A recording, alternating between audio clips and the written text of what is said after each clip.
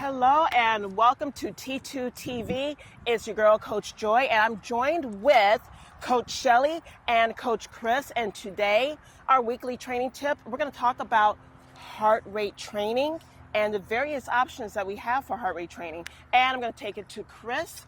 Yeah, so let's get geeky. Let's talk about technology. So there's a lot of different options to monitor your heart rate, and especially when you're training for something as arduous as a marathon or a long distance triathlon, even a half marathon, monitoring your heart rate really helps to learn and figure out what pace you should be at. And if you want to really use heart rate monitor technology well, you want to make sure the device you're using is measuring it accurately.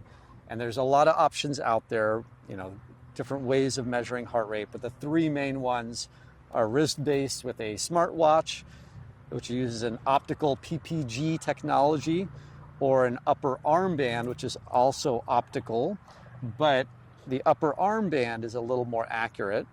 And then the gold standard is a chest strap, wearing something underneath. I have one on already, the Garmin one. I've got another fancy one here.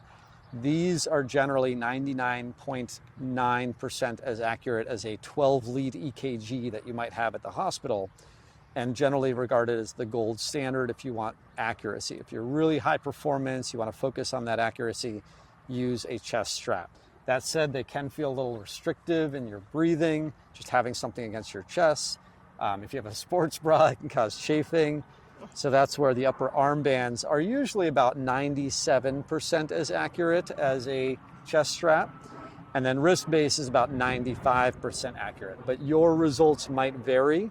There are a lot of issues when your arm is swinging a lot, especially for the optical on the wrist to be accurate. If you have any type of tattoos, the optical technology can get obstructed by that. Hair, sweat, sleeves, anything getting underneath it, sunscreen. So the wrist base, while it's a good starting point, if you want to get more serious, look at an upper armband or a chest strap. Personally, the optical, if you have a Garmin or Apple Watch, those are usually pretty darn good. But make sure and test it out, make sure it looks like the data is consistent. One issue we do see is something called cadence lock, and that's when, as you're swinging your watch, the optical technology actually kind of matches your arm cadence, and that will cause the data to be all over the place. The ones that we like, actually, I think Joy and Shelly both have, we didn't coordinate this, but we all have a different colored armband, but all using the MyZone, the MZ switch, which we have our team discount for. One of the reasons we like using this one, because the armband solution works well, is the sensor can actually come out and be snapped onto a chest strap, so you can use it. It's the only heart rate monitor that is a true multi-sport heart rate monitor. It does ECG, the electrical chest strap, and PPG, the optical. And the cool thing is on the armband, if you see others on the team wearing this or training with this, the light, the LED light lights up to what zone you're in. So as coaches, we can keep an eye on you. If we're running next to you and we see the light flashing red, that means you're in a really high intensity zone. And in different runs that we do, we'll have a reason for aiming for different heart rate zones. Typically, the main one that we focus on, you'll hear a lot of people talk about zone 2 training. Zone 2 is the blue zone, really low intensity. We call it active recovery. We do our Monday maintenance, kind of shakeout runs, social runs at that pace. And for most of the other training, we go at the higher zones. The main one we do for long runs especially is, and I'll turn this over to Joy to talk about our favorite or zone you might actually spend a large majority of your training time in. So the zone we like to go in, and especially our long runs, is green. It is easy being green, as Kermit the Frog says. So what does that mean? It means that you're in the 70s of your heart rate. So between 70 and 79% of your heart rate, this zone is meant to help build endurance. It's a zone that you can go for a long period of time and not get overtaxed in your body.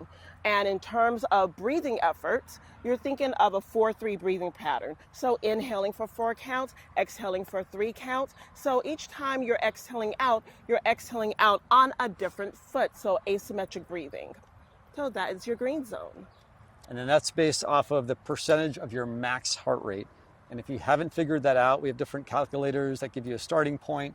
If you don't really know, just start wearing the watches or the devices and let them gather data. And as you gather that data, you'll figure out roughly what your max heart rate, or what I like to say is your metabolic max heart rate. What is that max heart rate that makes sense for your unique training zones? And then the next zone up from that, so that's zone 3. Long runs should be in zone 3 for the most part, or at least the first half of your long runs should be in the green.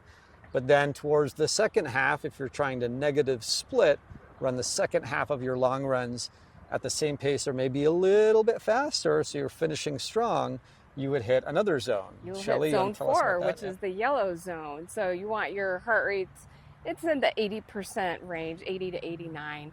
If you start out a run and you're already in the yellow, you've gone out way too fast. I should say marathon pace or distance. If you're doing like a 5K, 10K, that's normal to start off in the yellow and end in the red. But if you're starting off your long runs in the yellow, you've already pushed it way too hard, too fast. You want to dial back. Go back to that green zone where Joy was happy being green. But if you start feeling like you're kind of short of breath, you can't catch your breath, you're definitely pushing it way too hard, you're probably in the red, which takes us to Chris in the red zone. And Coach Shelley is a cardiac sonographer, so if you want to geek out on heart rate risk, heart rate concerns, we have an expert on the team. And yeah, that yellow zone we oftentimes call the racing zone or your threshold zone. You're pushing closer to the threshold where your performance might begin to decline. You're kind of threading the needle, kind of pushing the intensity. So you don't necessarily want to spend a lot of time there, especially early on in training. But as your fitness improves, will start doing more of your long runs, especially the tempo runs on Tuesdays. Those should be in that yellow, or we call it orange zone sometimes, because you're trying to simulate your actual race pace in those efforts. So we do those intentionally on Tuesdays as a tempo or threshold run, and the second half of long runs. And then finally, the red zone. So if in the green zone, you're breathing at a 4-3 rate that Joy talked about. In the yellow zone, we're doing usually a 3-2 breathing rate. So out for 3 steps, in for 2 steps. That is still controlled. But if you find yourself going even harder and breathing into, out to, you're hitting what's called the red zone. You're going above your threshold, or you're at right around that threshold. And that's where you risk your performance beginning to decline. Now, we don't spend a lot of time there other than doing intervals here at the track. But when we do time trials, every once in a while we want to do a long run with an assessment, an effort where we're pushing, getting that intensity up just a little bit to see where we're at. We will actually do a time trial where we start in the yellow zone intentionally, not that often, but maybe once a month or so. And the second half, if we're really pushing it, if we're doing a 5K or a 10K, we want to get into that red for that second half of that run. And that's going to be what we do when we do these time trial efforts. We're going to try to stay in the yellow or orange in the beginning on the way out, and then try to negative split, push into the red, put in that best effort towards the end of the runs. And that's how you can gauge a lot of your heart rate training. Think easy runs on Monday in the blue zone, tempo runs, which we usually do on Tuesdays in that yellow racing zone. Interval runs, we'll touch into the red for the intervals and then recover back down.